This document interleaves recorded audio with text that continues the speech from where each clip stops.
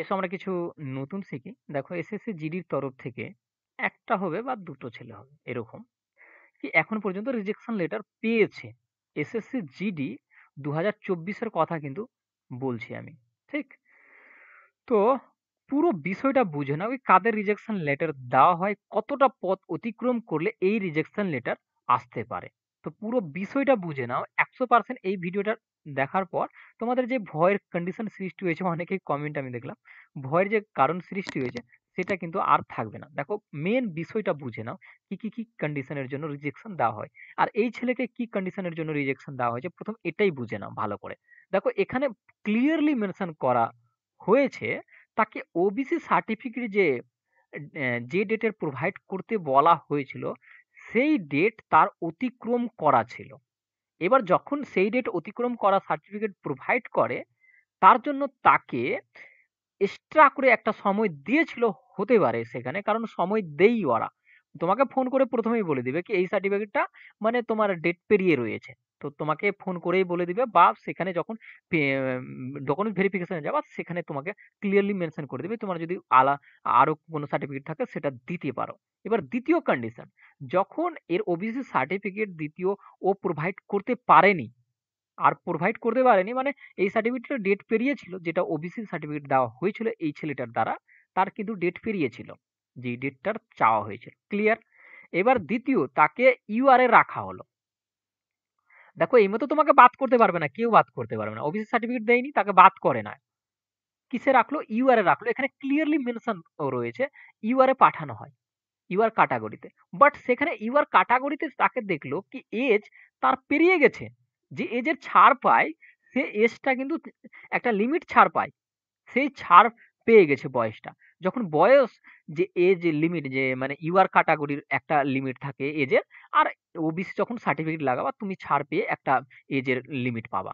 তো সেই বয়সটাও কিন্তু ইউআরএ যখন ওকে দেওয়া হলো, তো ইউআরএ তার বয়সটা কিন্তু পেরিয়ে গেছে, তখন তাকে কিন্তু এখানে ক্যান্সেল করেছে তার এটাকে। ক্লিয়ার?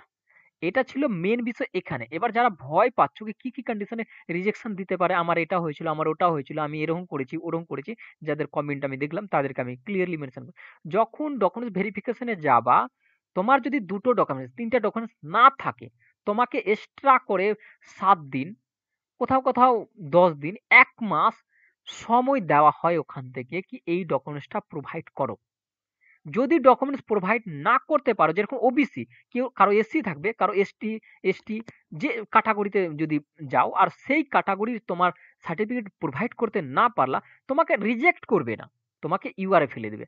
এবার ইউআর এর বয়স তোমার পেরিয়ে গেছে, দেখো ইউআর এর যদি কথা বলি 23 বছর পর্যন্তই পাই তারা, ঠিক না?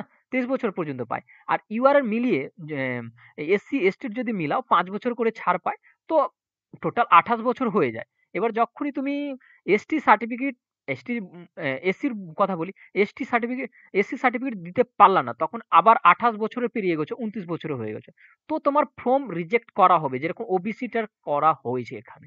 এবার ক্লিয়ার? যারা ফিজিক্যাল মেডিকেল ডকুমেন্টস ভেরিফিকেশন পুরো কমপ্লিট করে চলে এসেছে, ভালো করে ওরা নিয়ে নিয়েছে, তাদের কোনো টেনশন করার দরকার নাই। এই ছেলেটাকে অলরেডি আগে থেকে, আমি তো মনে ভাবছি এই যে এতটা ভাইরাল যে হয়েছে, এটা অনলি ওয়ান একটাই ছেলে রয়েছে। ক্লিয়ার? দেখো প্রত্যেকটা দেখবা প্রত্যেকটা জায়গায় হাজারিবাগের এটাই কন্ডিশন রয়েছে, একটা অনলি ওয়ান। এরকম অনেক মানে দেখো তুমি কতটা প্রবলেমে পড়ার পর, কতটা গাধা হওয়ার পর তোমার এই যে ওবিসি সার্টিফিকেটটা রয়েছে, একটা মানে ডেট পেরিয়ে সার্টিফিকেটটা প্রোভাইড করছো, তোমাকে সময় দেওয়া হয়েছে পর্যাপ্ত। এই ছেলেটাকে যে রিজেক্ট পেয়েছে, পর্যাপ্ত পরিমাণে সময় দেওয়া হয়েছে, সেই সময় অতিক্রম করার পর তাকে ইউআর ক্যাটাগরিতে নিয়ে আসা হয়েছে। ইউআর এর পর দেখা গেল সেখানে তার বয়স হচ্ছে না, ইউআর এর 23 বছরের পেরিয়ে গেছে তার, সেই জন্য তাকে রিজেক্ট করা হয়েছে। এবার যখন তোমার তোমার ডকুমেন্টস ভেরিফিকেশন সুন্দরভাবে হয়েছে, সেখান থেকে কোনো কমপ্লেন জানায়নি, এবার তোমার রিজেকশন যদি আসার থাকে, তোমাকে কল করা হবে, তোমাকে ফোন করবে তারা। ফোন করার পর যে ডকুমেন্টসটা থাকবে না, যে কোনো ডকুমেন্ট যদি কোনো কন্ডিশন হয়ে থাকে, তোমাকে ফোন করবে, তোমাকে সময় দেওয়া হবে। এবার সময় দেওয়ার পর দেখবা সেই সময়ে যদি না পৌঁছাও, তারপরে তোমার ওই হিসাবে তোমার যে করা হয় তারা স্টেপ নেবে। এবার যারা ডকুমেন্টস ভেরিফিকেশনে গিয়েছো, তারা এবারকার যারা এসএসসি জিডিতে ফিজিক্যাল মেডিকেল ডকুমেন্টস ভেরিফিকেশন দিয়েছো, তাদের মধ্যে দেখবা কারা 100 জনের মধ্যে গেছে। তো তাদের মধ্যে দেখবা কিছু ছেলের ডকুমেন্টস ছিল না, তাদের অবশ্যই সময় দিয়েছে। সবাই জানো এটা, সেখানে দেখেছো, ঠিক না? কি তাদের তাদের একটা সময় দেওয়া হয়েছে কি এত তারিখে ডকুমেন্টস গুলো সাবমিট করো। এবার তাদের যদি সাবমিট না করতে পারে সেই হিসাবে স্টেপ নেওয়া হয়। এবার দেখো তোমার সমস্ত কিছু ক্লিয়ার হয়ে এসছে, তবুও তোমার যদি রিজেকশন আসার থাকে তোমাকে কল করা হবে। তুমি সমস্ত কিছু ঠিকঠাক দিয়েছো, তোমাকে কেন রিজেকশন দেওয়া হবে? দেওয়া হবে না, কখনো রিজেকশন এভাবে দেওয়া হয় না। পুরো ক্লিয়ার বিষয়। এখান থেকে কোনো ভয়ের বিষয় না। আর এবার দেখো তোমার আরো সন্দেহ রয়েছে 2025 এর কথা বলি, যারা এপ্লাই করেছো ওবিসি, এসটি, এবিসি, যে কোনো ক্যাটাগরি হতে পারো, ইডব্লিউএস যে ক্যাটাগরি হতে পারো। এখানে কিন্তু সমস্ত কিছু কি কি কন্ডিশনের জন্য রিজেক্ট করা হবে দেখো বিষয়গুলো লেখা থাকে। এই যে ওবিসি বা ডোমিসিলের কথা বলি, সমস্ত কিছু কেন তোমার রিজেক্ট করা হবে আর কতটি ছাড় দেওয়া হবে, সমস্ত কিছু এখানে ক্রুশিয়াল, দেখো এখানে ক্রুশিয়াল ডেট মেট সমস্ত কিছু লেখা থাকে। তুমি ওখানে যে নোটিশটা পড়ে নিতে পারো আর সেই হিসাব থেকে অ্যাপ্লাই করতে পারো কি তোমার ওবিসি সার্টিফিকেট, ডোমিসিয়াল, দেখো এই ডোমিসিয়াল রিজেক্ট কেন করা হবে। মাইগ্রেট যারা এক জায়গা থেকে অন্য জায়গায় হয়ে যদি অ্যাপ্লাই করো, সেই জায়গার যদি ডোমিসিয়াল না পাও, সেই হিসাবে তোমাকে রিজেক্ট করা হবে ফর্মটাকে। দেখো এখানে লেখা রয়েছে রিজেক্ট করা হবে। ক্লিয়ার? তো এগুলো মেন কন্ডিশন রয়েছে রিজেক্ট করা। এবার রিজেক্ট করার আগে তোমাকে অনেকগুলো সময় দেওয়া হবে, অনেকগুলো, মিনিমাম 30 ডেজ এর মতো সময় পেয়ে যাবা কি তোমার সেই ডকুমেন্টসটা সাবমিট করার, মানে ওখানে প্রুভ করার কি আমার কাছে এই ডকুমেন্টসটা রয়েছে। Clear condition? তারপরেও ডকুমেন্ট যদি না দিতে পারো, তোমাকে রিজেক্ট করা হবে। ক্লিয়ার? তো এটা ছিল মেন কন্ডিশন। অতটা মানে ভয় পাওয়ার কোনো কন্ডিশন নেই। কোনো কিছু হলে আমি এই ইউটিউবে তোমরা কমেন্ট করতে পারো, আমি সেখানে কিন্তু কমেন্টের রিপ্লাই দিয়ে দিবো কি তোমরা এম, তোমার কি কন্ডিশন হতে পারে, কি হতে পারে। দেখো রেজাল্ট যদি কথা বলি, 7 ডিসেম্বরের মধ্যে আসবে।